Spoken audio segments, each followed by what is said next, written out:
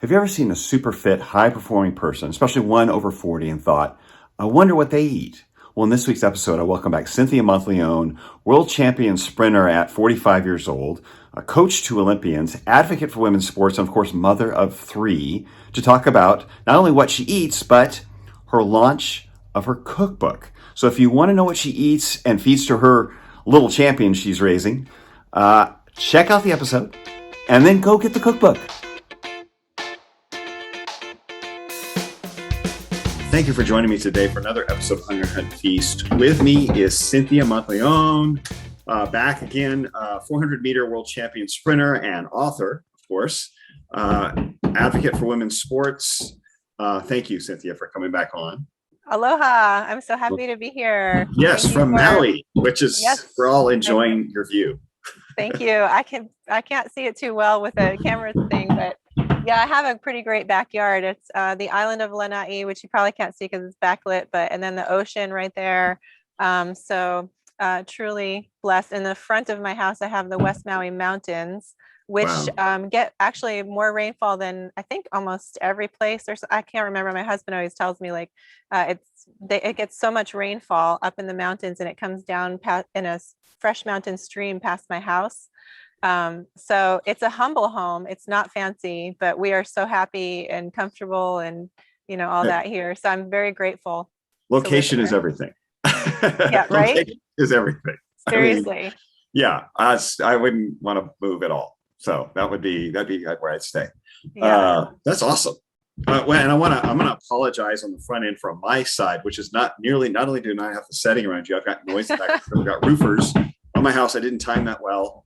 And I apologize to my podcast producers, creative podcasters. They're awesome, and they've always patient with me. So they're going to be really got their work cut out for them today because they're going to try to muffle that. But anyway, so if you're hammering, that's it. I've got roofers. But thank you for coming back on. We have a special reason for bringing you on. So let's get to that. You've got another book coming out. Yes, oh my gosh, like as if I'd have the time, I don't, but we talked a little bit about my schedule is nuts right now, but there was such a demand for a cookbook, even before I wrote the other book, Fast Over 40 last year. People were asking me all the time, like, but what should I make? What should I eat? Right. So my clients especially were like, can you please just put together a list of recipes for me? And I'm like, oh my gosh, I just don't have time right now. But I do give a document to my clients when they do a consultation with me that's called A Handful of Meal Ideas. And I'm like, you're going to have to look up some of the recipes yourself because I don't have all the recipes done. But at least I give them about 20 or 30 ideas of what they should eat. Right. So like one thing is a deconstructed paleo egg roll, if it's on their list, for instance, if they can eat cabbage, right? So that's in the cookbook. But like it'll say deconstructed paleo egg roll, but it won't have the recipe. So they've been asking me like, really, I need the recipe. Like I need recipes. Or I get a lot of moms that are saying like, what do I feed my kids? Because as we know in America, especially for breakfast, one of my big things is not feeding your kids cereal for breakfast. Absolutely. I mean, it's garbage. It's garbage.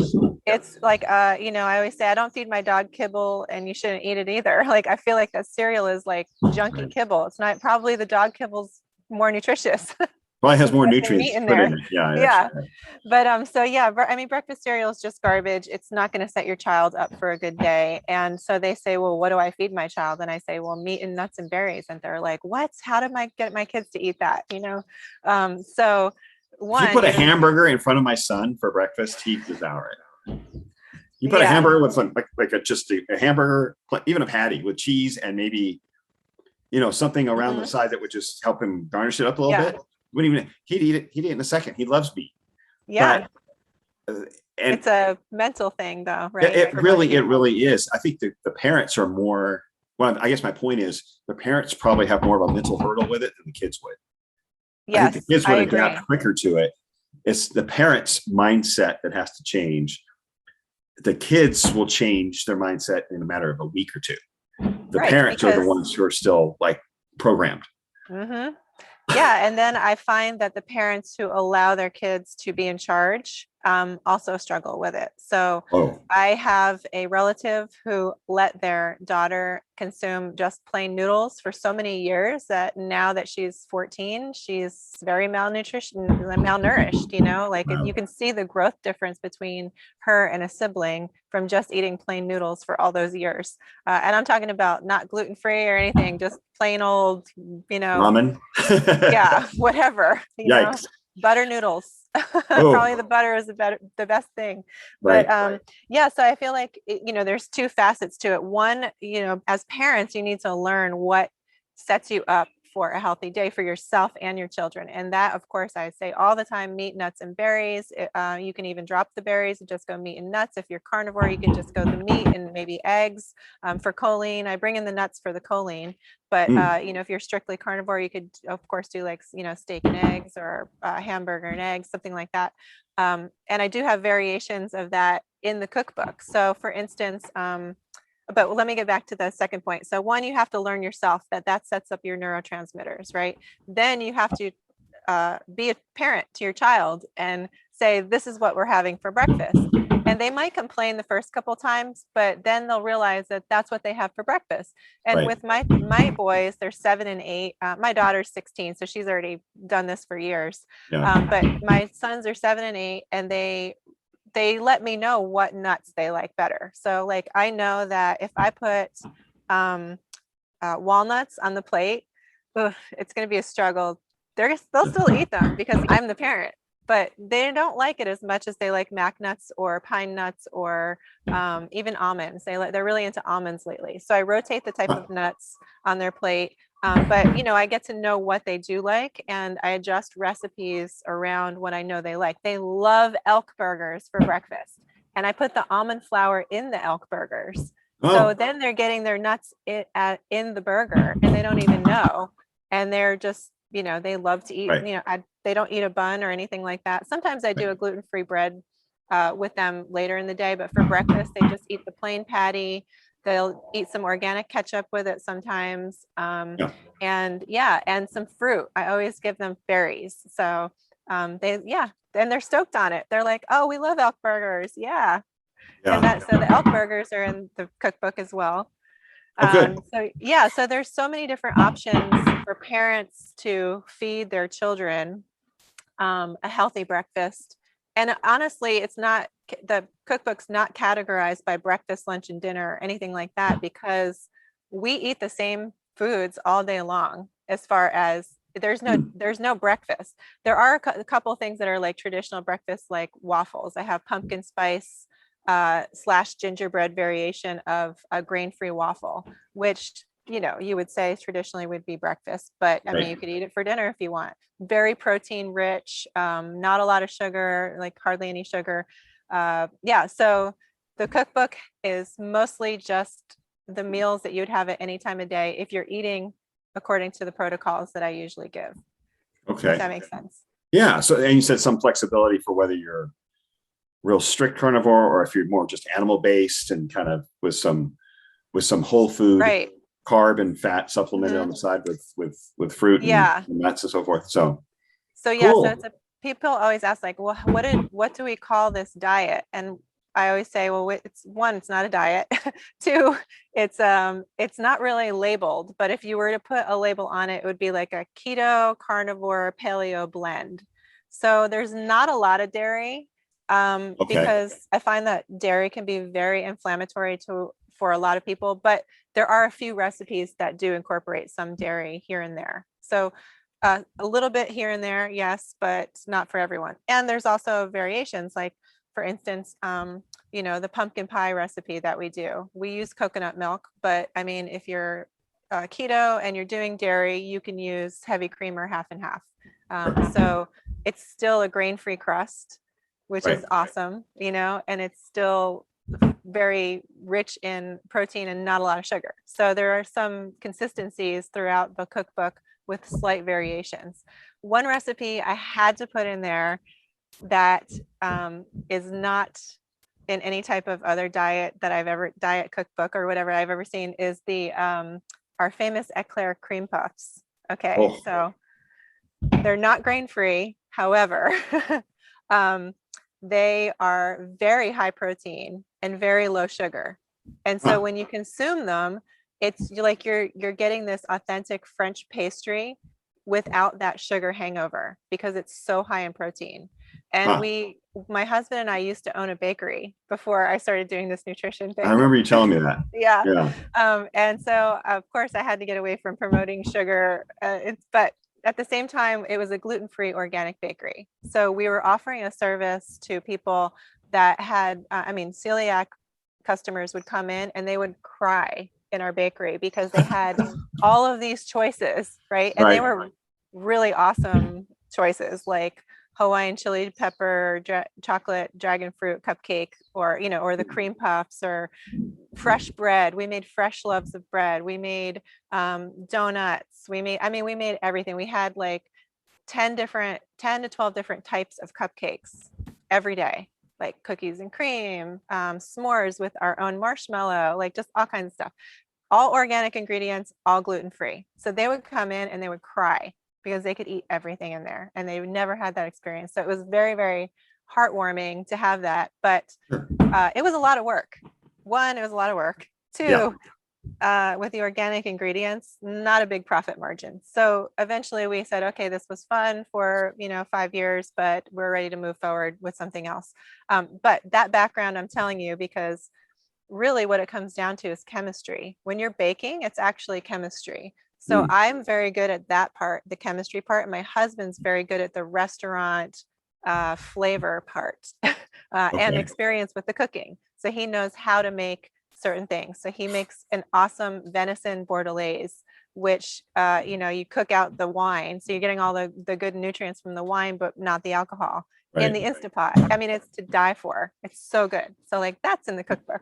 So we have the cream puffs on one end and then like the venison on the other end. So it's really a fun combination of things that are practical, meaning that you can cook them fairly quickly and easily, and also things that are, going to have you feeling good afterwards. Right. Yeah, you don't have that hangover and the residual effect from the toxic inflammation from what you just eaten, but you got to enjoy something. And Eclair, I would imagine you got some egg whites whipped up in there or something. What do you use to? Yes. So actually, the egg yolks is in the custard. The custard is egg yolk based. It's a custard. Inside. So you have a really light gluten-free rice flour base in the. I actually haven't tried making them grain-free. Maybe I'll try that. But because I imagine it's just going to be a little bit heavier. It's just not going to be as fluffy. But but it's basically that mixed with butter, and then that bakes up, and you have that shell, and then separately you've made a custard that's full of protein and full of all those wonderful nutrients and the choline from the egg yolks. And then the top is dark chocolate. And there are so many variations of a low sugar dark chocolate that the cream puff that you get ends up being, the Eclair cream puff ends up being something like 8 grams of protein and only like 7 or 8 grams of sugar. Oh, wow. So, and it's just, yeah. I bet, especially when you're not used to eating super sweet food or gluten food, when you're used to eating primarily meat, nuts, berries, and you have something like that's kind of it's got a little extra fat in it and a little sweetness to it. Fat. And your brain's like starts firing. Yes.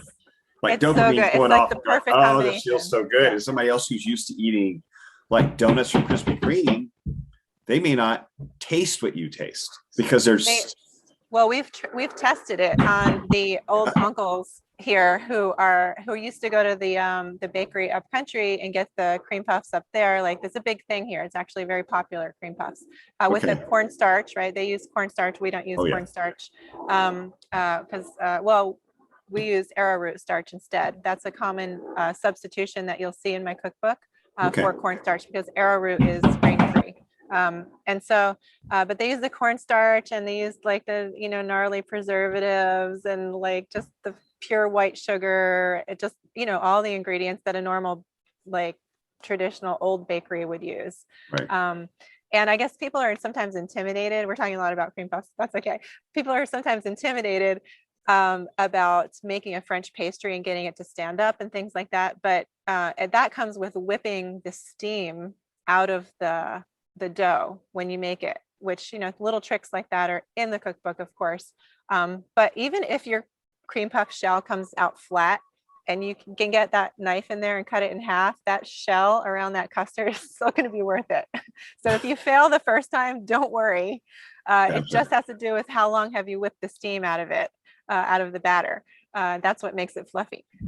Or your oven. Sometimes people have wonky ovens, but if you fail the first time, it's still going to be amazing. I promise. It's going to taste good even if it doesn't look as formed or pretty. Right. Yeah. And people want a treat. They want something they can indulge with without the guilt, without the bloat. That's what I found. It's like, I just don't even want those kind of foods anymore because I just feel terrible after I eat them. My stomach's bloated up. My energy level's low. I might get a headache or sinus problems. Yes. And my body's telling me no.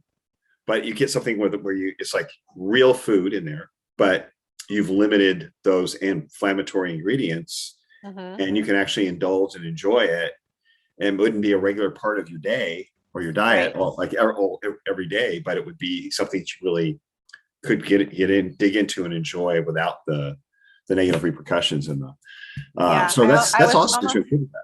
I was almost hesitant about including anything like that, but I realized that people need it because otherwise sometimes they might have the option of just a grocery store cake or something like that. You know what I mean? Right. Like they're looking for that option when they have a special occasion or when they do want that sweet treat. So I did include that, even though for me, like I only eat about 15 grams of sugar a day. So that would be like one cream puff would be like half of my sugar load. Right. But sometimes it's okay to do that, like we said. So, or if the holidays are coming up. So along with the cookbook, I've taken the holiday recipes, like the roast turkey recipe. We do a whole Thanksgiving. It's called like the MAM Thanksgiving. MAM is my business, right? Metabolic Analytics of Maui. And we do I have a little PDF that'll be available as well, separately. That's just the Thanksgiving food. So if you want to do Thanksgiving all grain-free and all non-processed, I have that guide as well. That all of those are in the cookbook too. But yeah, sometimes like you have the holidays coming up and you need a pie. You don't want to. You're going to somebody's house and you don't want to eat their pie because it's going to be junk, like they got it at Costco or something. Right. And so you need a pie. You got to bring a pie. I got you covered. I got at least 4 different pies in there: lemon meringue pie, berry pie, my mom's apple pie recipe made grain-free, and let's see, and the pumpkin pie. So I got at least 4 pies in there. I got you covered. Awesome. I love pie pretty much, but it's like, again, gotten to the point where it's like, I feel terrible after I eat it. And so it's like one time a year where you might indulge, and it gets to be more at some point, especially as we get older, I'm noticing it gets to be not worth the effort because my body just every year gets less tolerant of it. And for me with alcohol as well, like I can barely do one drink occasionally. I'm the same way. It's not worth it. It's like I just feel I gotta get rid of these toxins, and then my training's affected if I'm training. So I really just don't even.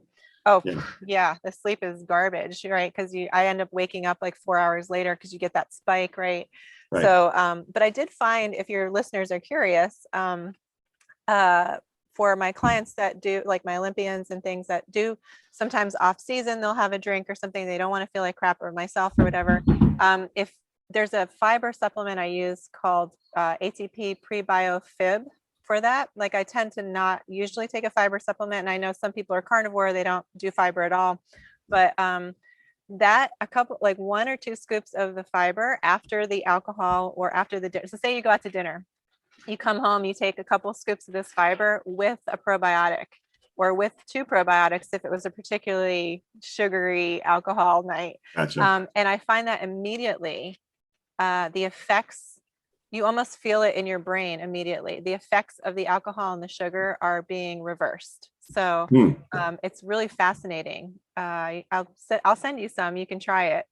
if Please you do. indulge, because I know it's not worth it Send me a sometimes, link to but- what it is, and I'll put it in the show notes so people can find it easy. But, Okay, I'll definitely do that. Well, they can just go to my website. It's on my website because I put all my supplements I set my clients use, all the supplements my clients use are on my website for sale for everyone. And Okay. mam808.com. And actually, since they're listening to you, they can have the 10% off discount code, which is MAM10, MAM10. That's 10. the discount code, 10% off. But Awesome. you know, I'm really into just food first. Always Yeah. fix your lifestyle through food, but sometimes you need supplements. Sometimes they help in little tricks like this. So that fiber and the probiotics, because really when you think about drinking the alcohol, you're eliminating, like think about rubbing alcohol, right? You put rubbing alcohol on something to take away the germs. Right. It sanitizes. So then you're ingesting that. So you're actually killing bacteria. wiping out, right? Yeah. You're wiping out good and bad bacteria, but you're wiping out a lot of good bacteria.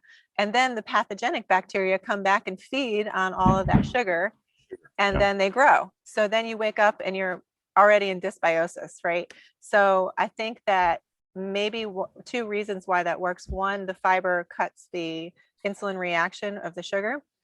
And two, it starts to suck out and remove, like really remove toxins and fix your gut bacteria. So that's that sounds right. Yeah, I would think fiber would absorb some of the alcohol as well, just by as a sponge to some level. Yeah. I mean, you know, just help thick and gooey too. help it. Yeah, I mean, it would help it get out of your system if it hasn't already been absorbed. If it's still in your gut in some way, it would probably help absorb a little bit of the toxins that maybe the bacteria are putting out. You know, it could. I mean, like kind of like a sponge a little bit and keep it moving. Yeah. But hey, if it works. Totally works, trust me. Yeah, that's awesome. And I want to brag on you for a minute, just because some stuff, you know, since the last time you were on, for those who didn't see first go back and see it. The first episode you were on when your Fast Over 40 book came out. And what that means is you are a 400, as I mentioned in the intro, you're a 400-meter world champion sprinter. You've got national championships in the 200, 400, and shot put. And the 800. Yeah. And the 800. Yeah. So, I mean, and this is all, as the book said, over 40 years old. You're 44 now, is that right? I am going to be 46 in a couple months in February. Oh my gosh. Okay. Yeah. Well, I mean, we lost a year for COVID, so that's okay. right. That's right. Everything's in Okay. So 46 years old and Yeah. you're still competing on a world level. Yes. So not only that, but this past year, I shifted, because of COVID and different meets being canceled and things like that, I shifted my training a little bit away from the 400 to the 200 to see how fast could I get faster in the 200 at age 45. And I did. I had a master's PR in the 200 meters at age 45.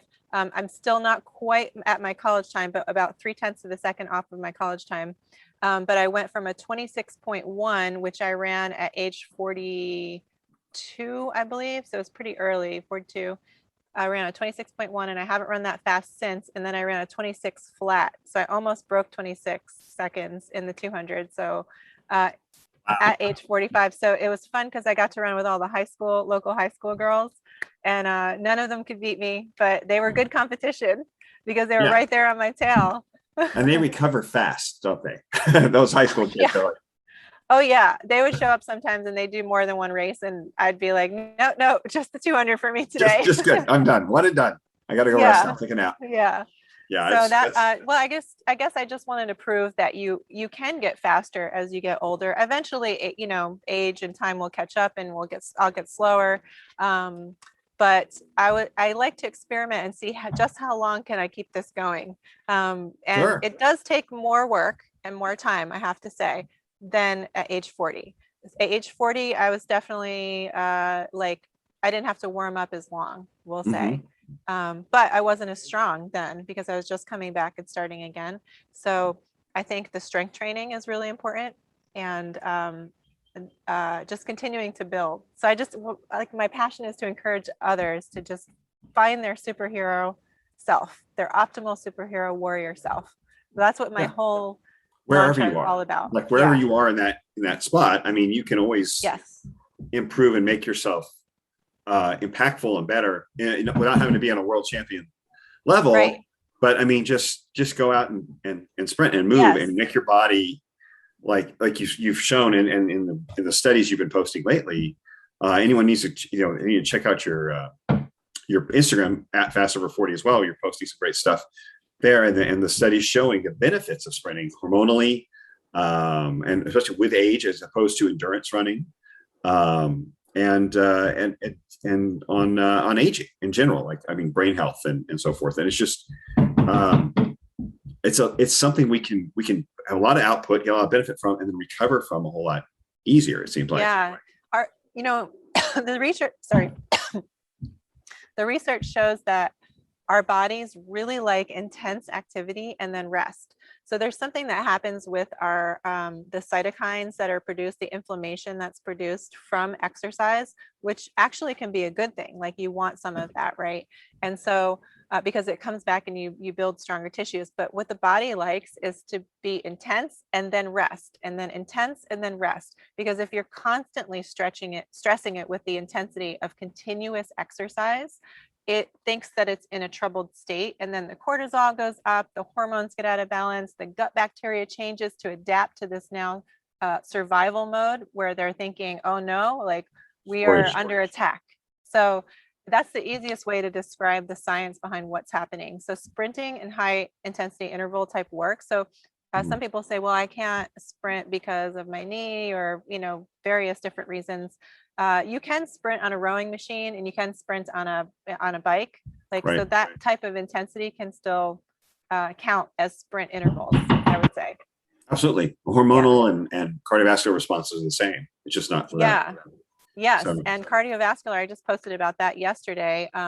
Heart health is impacted. There's a whole list. Everybody can go check it out. But hormones, yes, for sure. Especially men with testosterone. I mean, that should be if you're a man and you see the testosterone data for running marathons, that should be your clue not to ever go near marathon training, because it tanks your testosterone when you do any kind of endurance training. Now, that's cycling and rowing and all that stuff too. Like, it tanks your testosterone.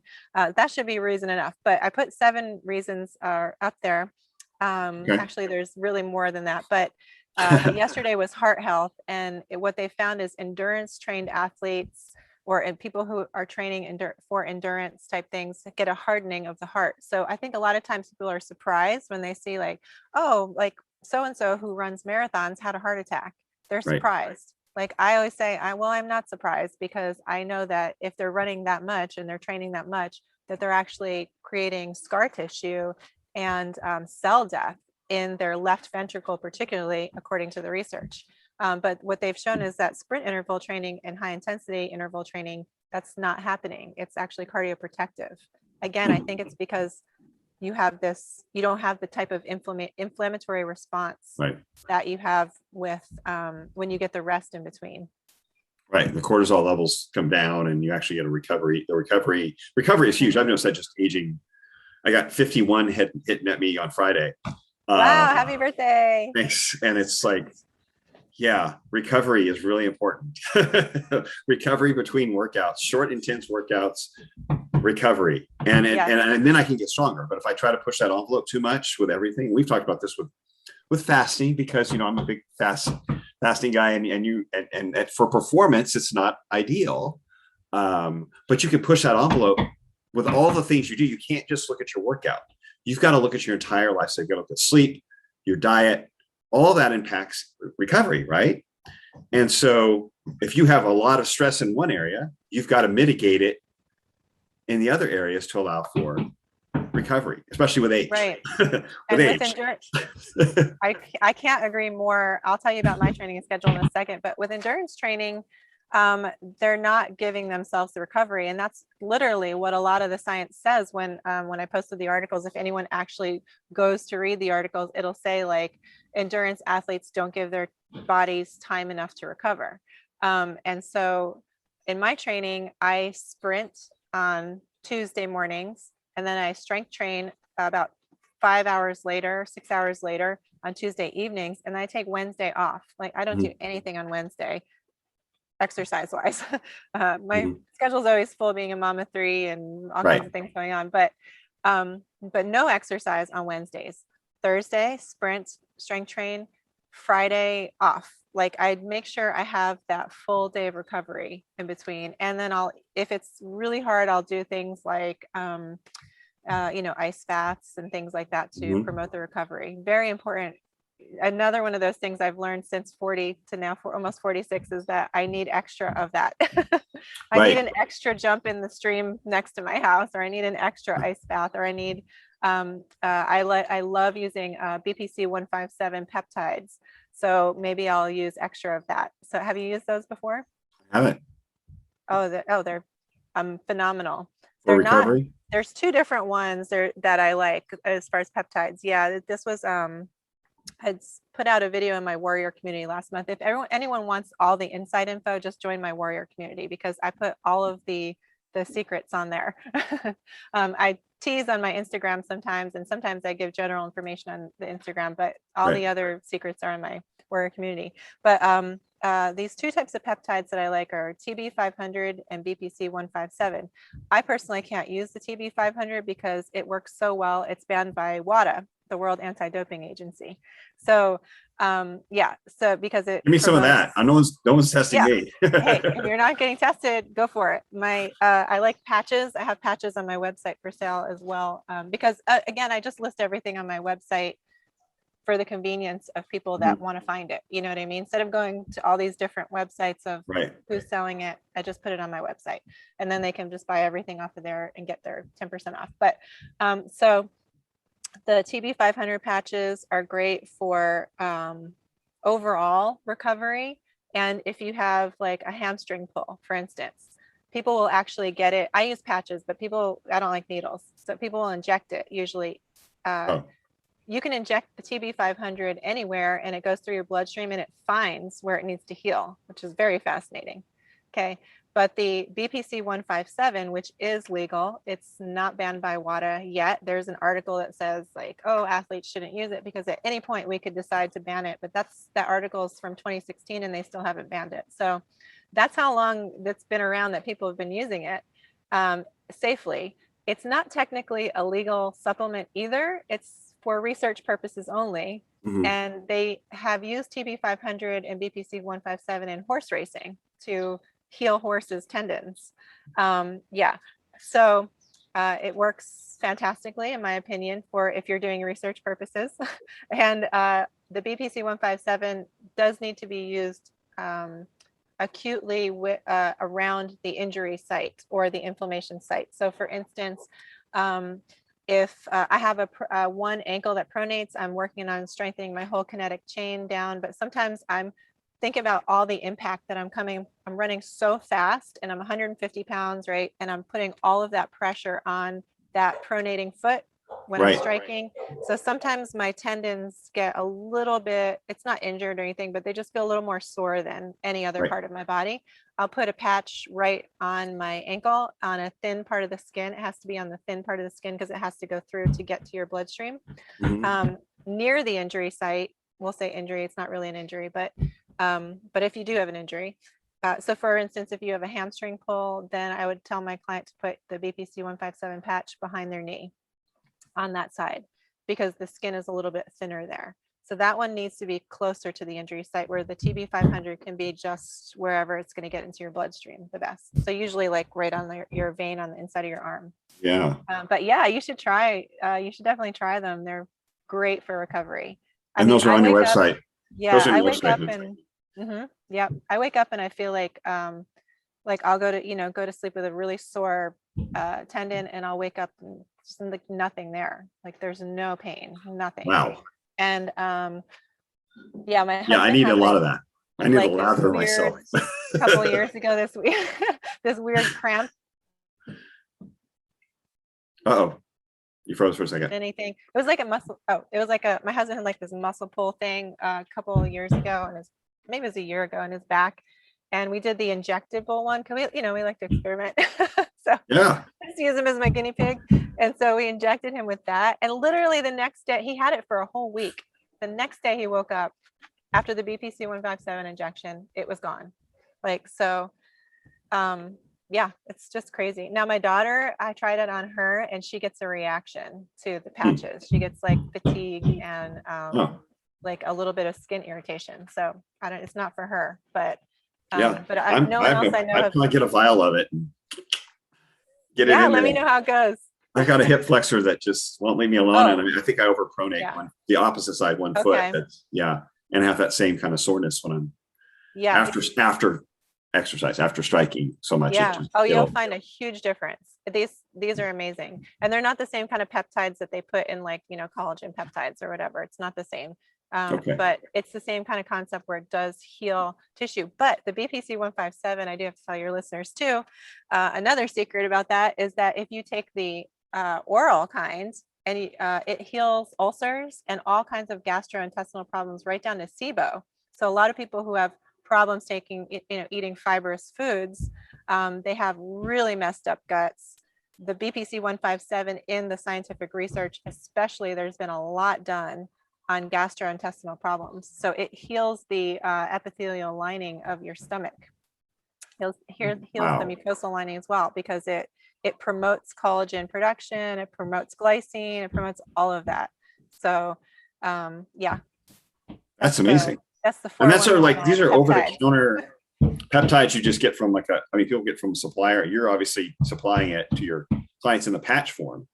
Right. So I tried all different kinds. So I figured out which one works best for myself and my clients. I did the research work. Yeah, that's awesome. And I only use the patches again because I don't like the needles. I don't want to mess with the needles. So they scare me. I can't stand needles. I've done B12 shots like crazy over and over, and that's not a big deal for me, but it's just it's something that works on connective tissue. And you can look at PubMed and look it up. If you look it up on PubMed, you'll see a lot of research on it. Okay, great. Yeah. Awesome. And it has, like, basically it'll say like no side effects, no known side effects. Now, again, for my daughter, sometimes nausea, I think, if you take too much or something like that. But like my daughter did have fatigue, but in the scientific research, there's like nothing that they've found. Known side effects. Yeah. That's amazing. Wow. Yeah. See, I told you I got all the secrets. You do. And you're pushing the envelope. That's why I work with Olympians. Yeah.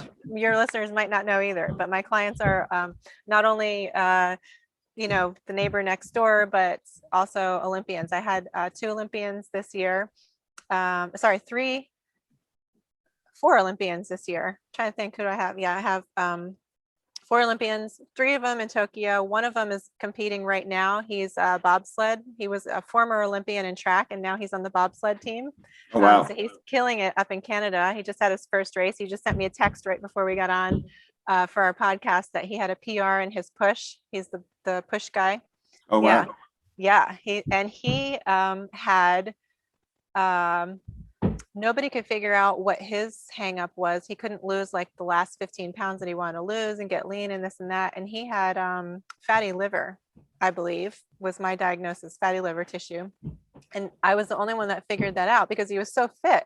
But people don't realize that you can have fatty liver tissue and still be very fit. Okay. And that was not, he wasn't drinking or anything like that. It was an overabundance of fruit from his former nutritionist was telling him to eat so much fruit, and other sugars. Okay. We'll say. And so by changing his nutrition protocol and then putting him on the correct supplements, he got rid of tendon problems he used to have, all kinds of stuff, like just really a big turnaround. So now he's on the Olympic bobsled team and killing it. And but my other clients, Annie Kuntz won the Olympic trials in the heptathlon this summer and went to Tokyo. And then my client, Maggie Malone, she is the javelin thrower, and she broke the American record twice.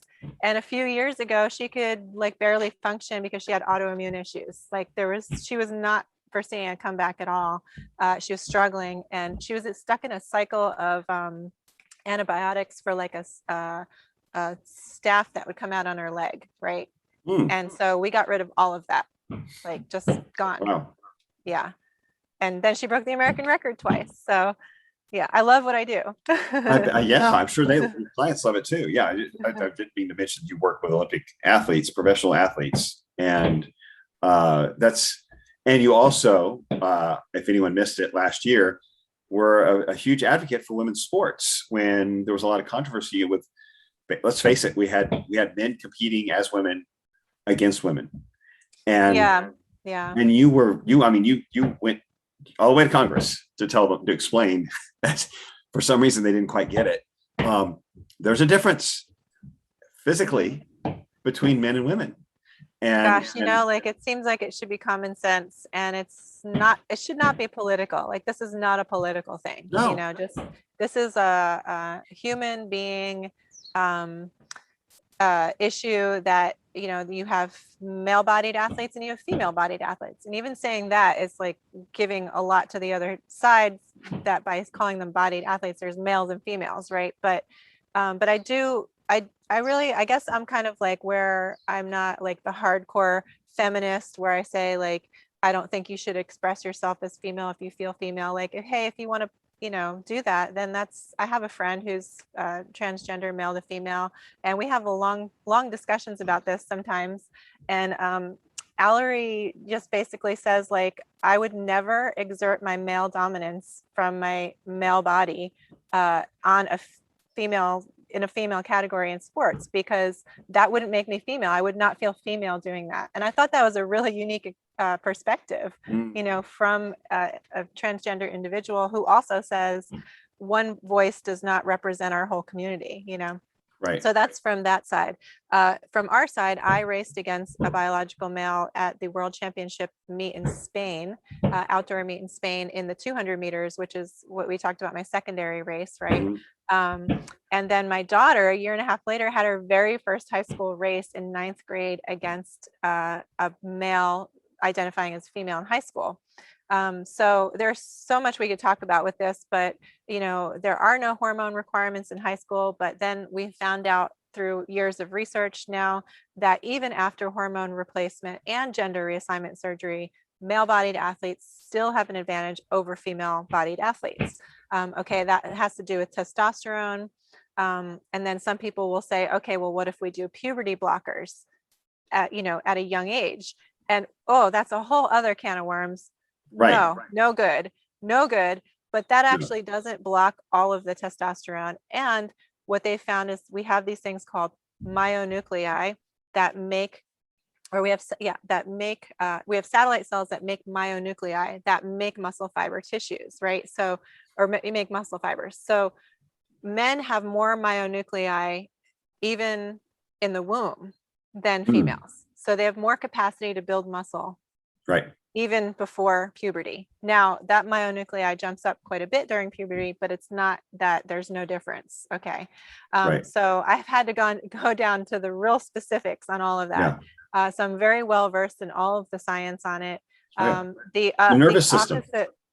Nervous system too. You guys, men recruit more muscle fibers in one explosive at one time than women do by as much as 5-6% more. Right. And so the narrative that's being pushed is that hormone therapy replaces that. So they'll say the male-bodied athlete who wants to identify as female and compete in female sports will say, well, I have lower estrogen than, or basically I have more estrogen than female, or I have lower testosterone than my female competitor. But that does not erase the bone structure that's already there, or the muscle tissue, or like you said, the nervous system response. It doesn't erase any of that. So I think people are fooled because they are being told that hormones make everything fair. And I'm standing up to say that is not the case. Right. That's not what happens. And also they think gender reassignment makes everything fair, and it doesn't make it fair. So why is this important? Well, there are consequences when you take away opportunities from female athletes. So my daughter, for instance, lost her very first high school race that she trained all year for. She was in the category for new runners. This individual who she raced, who beat her, just started training for track 2 weeks before, had never run track before. My daughter trained all year, had come from the male volleyball team the year before and played female volleyball the season before. So, and in high school, again, there's no requirements for any kind of hormones even there. So again, not that they matter, but sometimes they, make it a little bit less discrepancy. So yeah, so that's one opportunity that was maybe, you would think is minor, but it's your very first high school race. But let's talk about when the Connecticut girls didn't make it. One girl didn't make it to the finals because these two male-bodied athletes were beating everyone. Now they didn't get seen by the college recruiters. They potentially lost out on a college scholarship. And then that is a monetary prize that is now being awarded to an individual who is, male. Now, we had something called Title IX from the 1970s, 1972, that established that females should have the same opportunities as males in sports.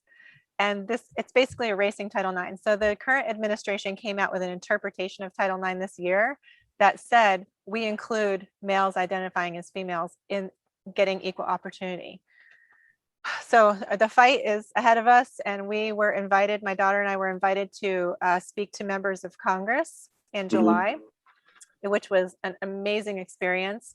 Now, we were told that it's very hard to get a meeting with a senator such as, say, Ted Cruz or Rand Paul, because they're extremely important. They have a lot to do. Usually, if you have an issue to talk about and you have a connection, you get a chance to talk to their staff, right? Their staff has different categories that they handle for them.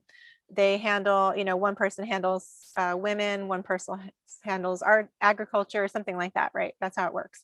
So they have a huge staff. So you're lucky to get an appointment with their staff, who then relays the message to them. Well, we were told that they cleared their schedule for us. So it was myself, my daughter, and Olympian cyclist Inga Thompson. We saw over a dozen senators themselves. We had a big meeting with 3 powerful female senators.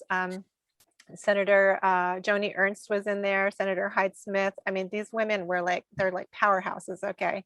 Very inspirational. And Senator Hyde-Smith left the meeting saying, shame on us if we allow this to happen. Shame on us. So I thought that was really interesting. But yeah, we got to hang out with Senator Paul in his office for over an hour. Wow. Talked about a lot of things, not just the female sports, talked about vaccination and different, all kinds of things. Yeah. Really, really inspirational and refreshing to hear the support and the point of view of, and just to see how things work at that level, honestly. Like one senator had to leave right in the middle of our meeting because they had called a vote, and all the senators have to leave their offices and go to the vote. So it was just really interesting, and tons of congressmen and women. I was actually asked to speak to the Republican study group and tell my story. So I got to speak to, gosh, there was over 50 Congress people there, members of Congress. Yeah. And then Senator Cruz was the guest of honor, but we had already just had a private meeting with him an hour before. So really, again, very, they're all in agreement that something needs to be done. And they asked, how can we help? So that was refreshing and nice for them to hear our stories. Now, Inga Thompson, very interesting. She's older than me. She came from the era, she was part of the first female cyclist Olympic team in the early 80s or mid 80s. So she said when she was growing up, she was told that, oh, girls can't run cross country running because your uterus will fall out. Oh my gosh. Okay.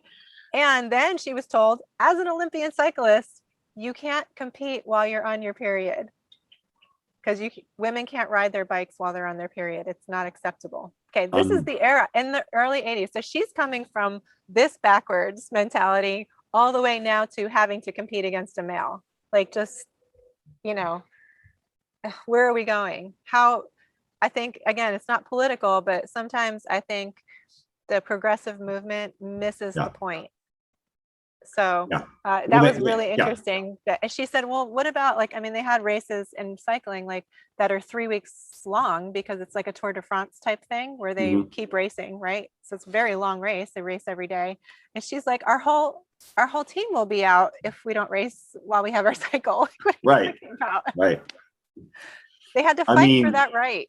She had to fight for the right to compete while on her period. That's unbelievable that they were actually regulating that as an Olympic Yes. Olympic committee, Olympic Right. level. Yeah. That the ignorance of biology, like you said, we go from one side to the other, where we're ignoring And that wasn't that biology. long ago. It The wasn't. It 80s. wasn't. No, it's when I was in high school. Yeah. Right. Yeah. So then we think about, I mean, what's going on today and all kinds of things. And we just, you know, you and I just try to make the message simple. Take care of your body. Yeah. You Yeah. know, like when it comes down to it, take care of your body. And I guess that's why also, you know, I wrote the cookbook, because I just want people to take care of their bodies. And if this makes it easier for them to take care of their bodies, then I have done something else to help. Absolutely. Yeah. I absolutely. I mean, simplify the message at this point. Yeah, the world's going crazy. Whatever you think about it, at the end of the day, you're responsible for your own health, Hmm. and no one else is going to really do it. No one can do it as well as you can, and no one's going to take responsibility for it. You're the one's got to pay the bill on it, one way or the other. Right. Hmm. And yeah, if Yeah. we can help. Western medicine doesn't teach that. Of course, they teach we fix you with a pill. Right. There is a time and a place for Western medicine, but I think that the more you look into Eastern, you know, Eastern medicine and how they teach, it's a lot more in sync with nature and balance and all of that kind of thing, which I do believe goes, you know, sprinting is the same type of thing. Like you can have that intense activity and then the balance of the recovery, the Right. intensity and the recovery. Like again, it's a balance type thing. So That's um, prevention. That's prevention yes, and lifestyle. Whereas Western medicine is treating an acute disease. At that point, you're already sick. And so, yeah, you can reverse some of that, but it's more, you're taking a long view, long-term, habits, daily habits or weekly habits are what keep you out of the hospital. yeah, You want to we stay, right. And we have, you know, here in Hawaii, we have a lot of local people that are confused as to why they have gout. Gout is a big one. They're confused as to why they have diabetes. You know, they're not eating their traditional foods if they're Hawaiian, or they're eating these things that are like, you know, plate lunches. I don't know if you've ever heard of plate lunch, but it's like a chicken katsu with white rice and a side of mac salad. It's just okay. pure starch and Yeah. fried in the worst possible oil you can fry it in, just the whole thing. So what I've done also with my cookbook is I've included a lot of local inspired recipes for my fellow Hawaiians that are here and they're trying to make the change. Like I have several clients who have done fantastic. They've reversed their diabetes, local clients that are local here, Hawaiian, reversed their diabetes. One guy was over 400 pounds. He's lost, I think, like 70 pounds in the past 4 months or something like that. But he Wow. said mostly he's really happy because his plantar fasciitis went away. Which is, He's on a lot of curcumin. He takes a lot of supplements. We'll just say he's taking the whole supplement routine. Some people just take a few. He's taken all of it. He's full on board, but it's been really hard for him to give up some of the local foods. So what I've tried to do is adapt the recipe. So one of my favorites that my husband is nuts over, and my kids too, they love this for breakfast, is the chicken katsu. Have you ever had chicken katsu mm-mm. or heard of it? Okay, it's I've heard of Japanese. You katsu. know, Yeah, I've heard of right. that. So Yeah. we've had a lot of Japanese influence here in Hawaii. Uh-huh. So basically it's breaded and I like to use the thigh because I like that more fatty cut. Yeah. And I usually don't take the skin off, but for the katsu I do just because it fries better. And I bread it in pork panko.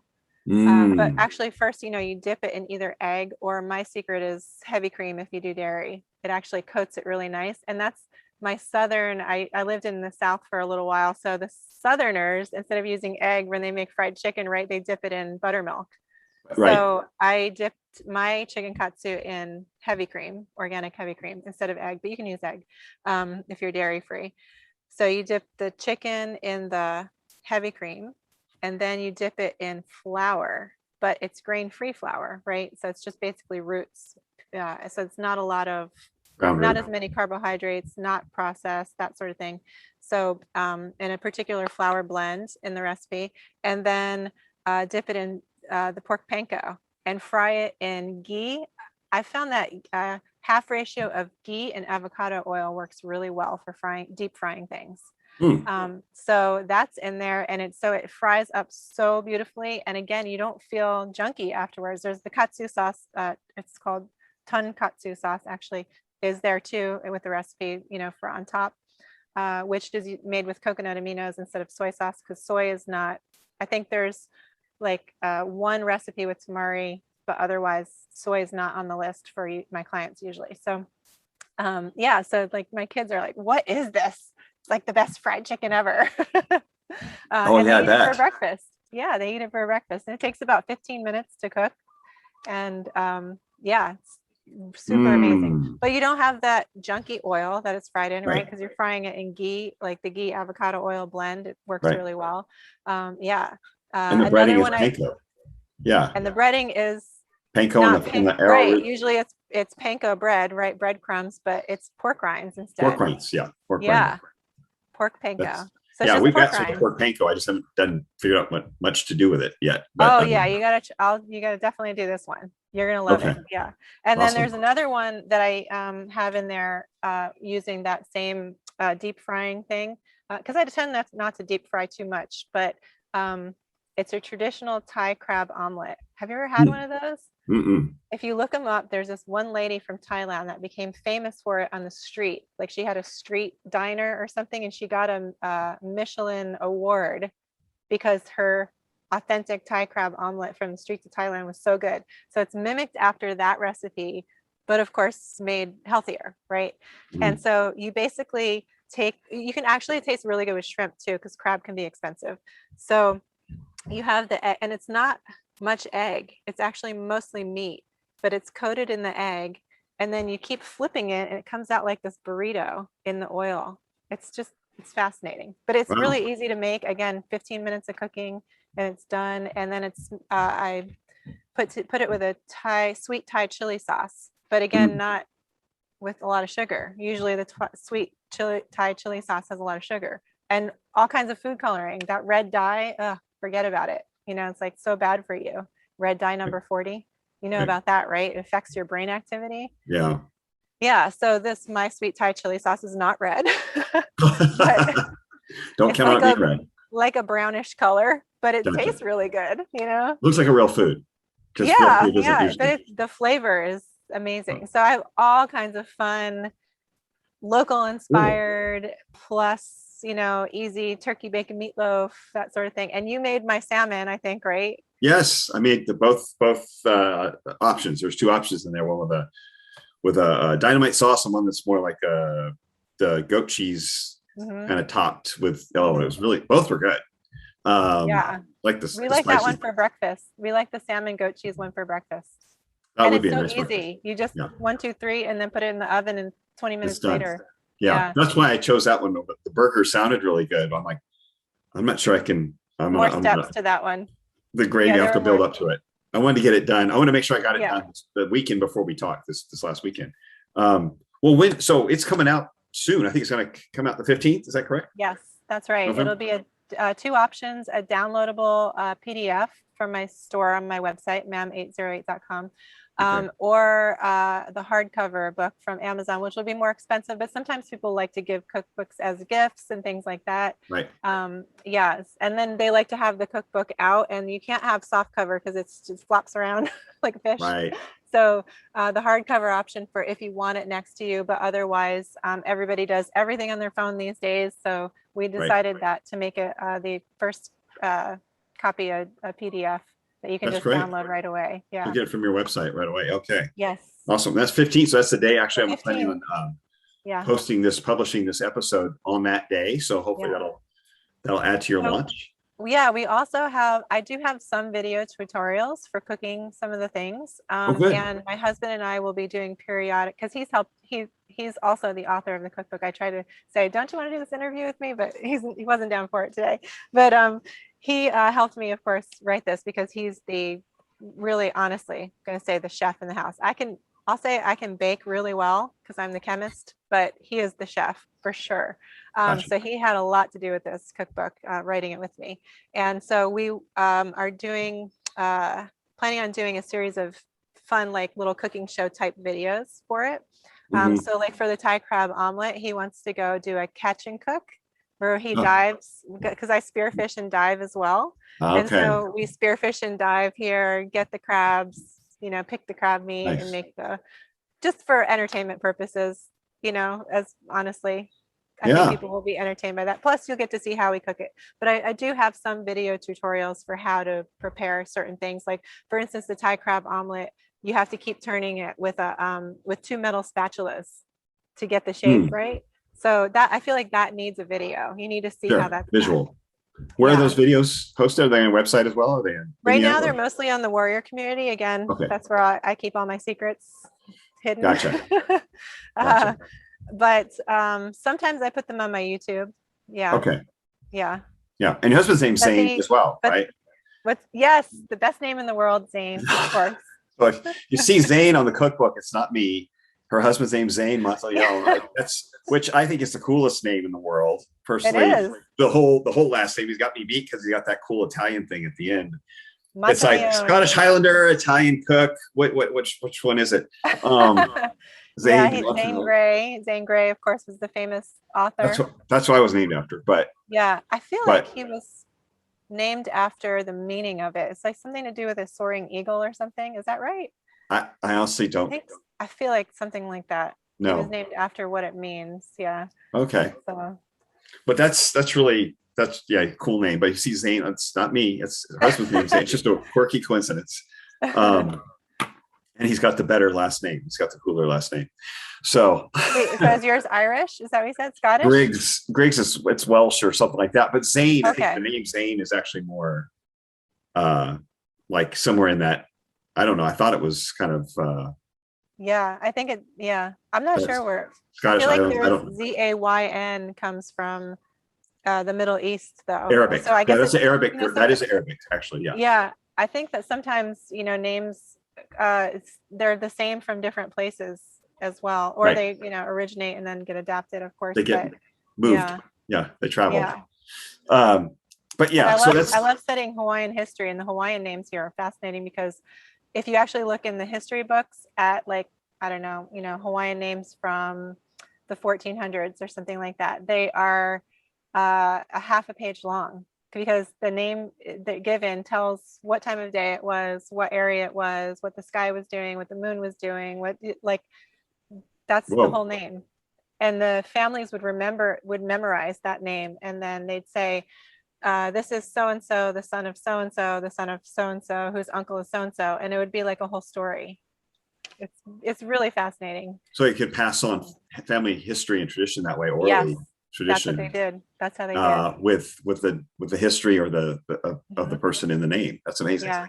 They would say that we, in Hawaii, we honor our ancestors by telling stories, by talking about Hawaiian history and telling stories. So that's awesome. Yeah. Yeah.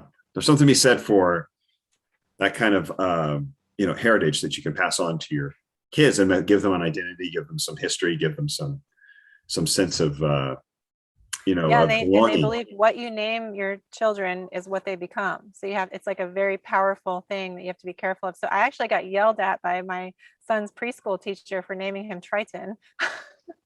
Oh. Because he was being particularly strong that day. Oh my gosh. And she's like, in Hawaii, you have to be careful what you name your children. And she's like totally yelling. I was like, what? What did he do? I don't know. But I have Triton and Atlas. Triton is one and Atlas is the other. Oh, yeah, you might be in trouble. Yeah. Well, I don't know. I was, my husband's a wrestling coach. My husband's a wrestling coach. So I was just picturing them,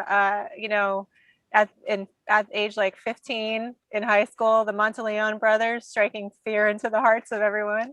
Oh yeah, they're going to be known. Yeah, sure. Right now they do jujitsu, and my daughter just started doing jujitsu as well, which I think is really awesome for young females to do. Yeah.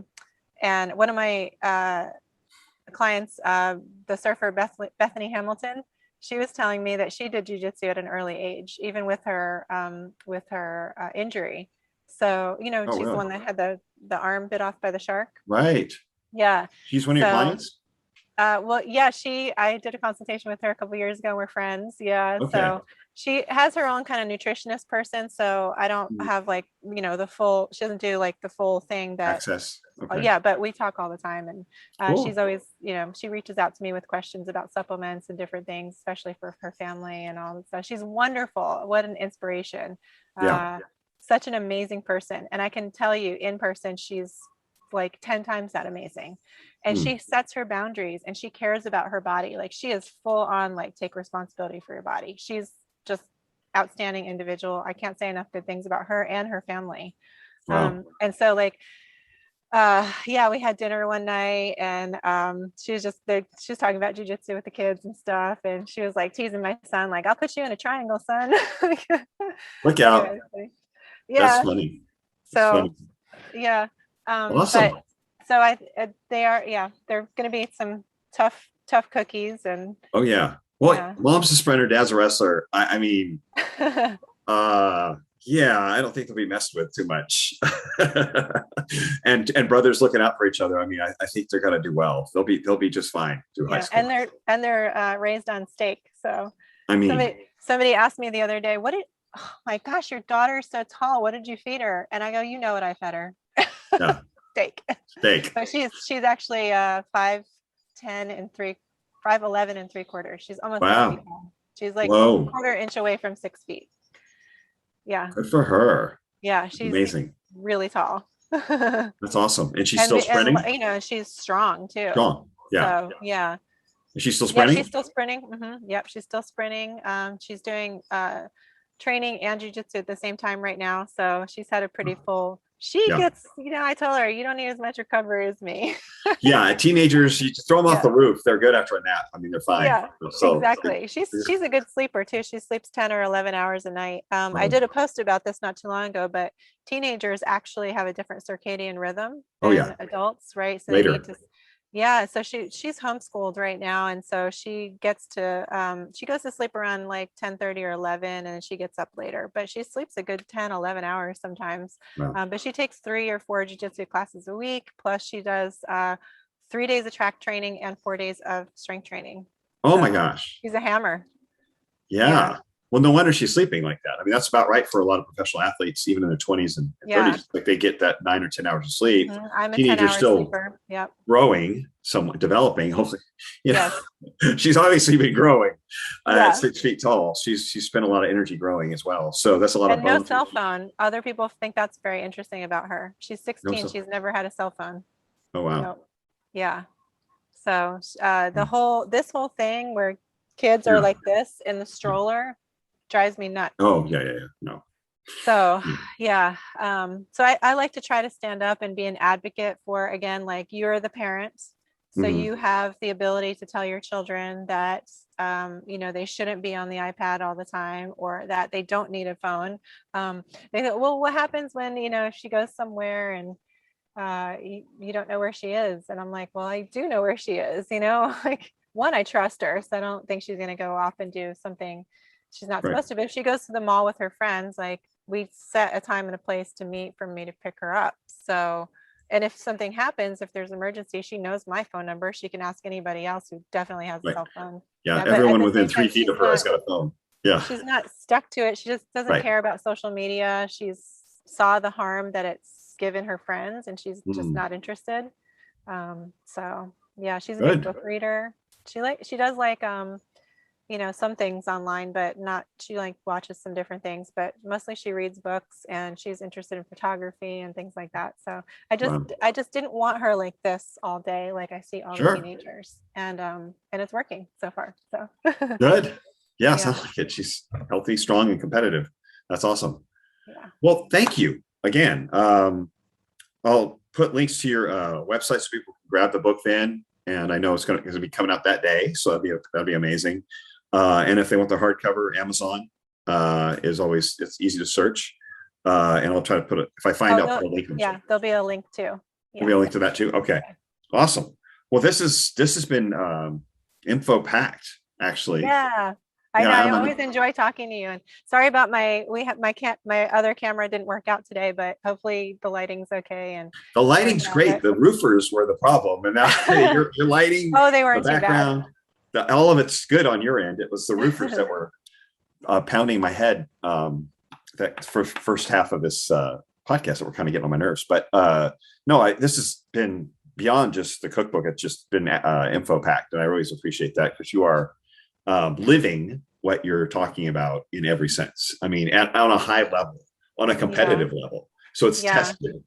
You know, you've tested this. I do. I test it. I live it. I always say I talk the talk. Oh, there's my light again. I talk the talk, or I run the run, rather. Yeah. Sometimes I see you're awesome. I love all of your messages. Sometimes I see other like nutrition or fitness influencers, and some of them that have been like, on pretty popular podcasts like Joe Rogan. We won't name names, and I'm all like, what are they saying right now? Like, and how could they be talking about anti-aging when one, they're not really looking that great, but second, are they running a sub 60 400? Like, let's talk about real anti-aging, like if you're anyway. So sometimes I get like, I just have to keep spreading the aloha and spreading the message to whoever is listening. Right. Your so that I can help make their lives better. Right. That's my passion, is to help others thrive. Absolutely. And yours too. And if we're all searching, I think if you're really looking for truth, you recognize it when you hear it, recognize what you see, and then you put it in practice and you try it, which we all need to do. You can't just take someone's word, but just take it and then put it into practice and see, okay, how does that work for you, and find your own nuance to some degree. Yes. But I mean, the truth, the absolute framework of the truth of what is working, which is animal-based diet.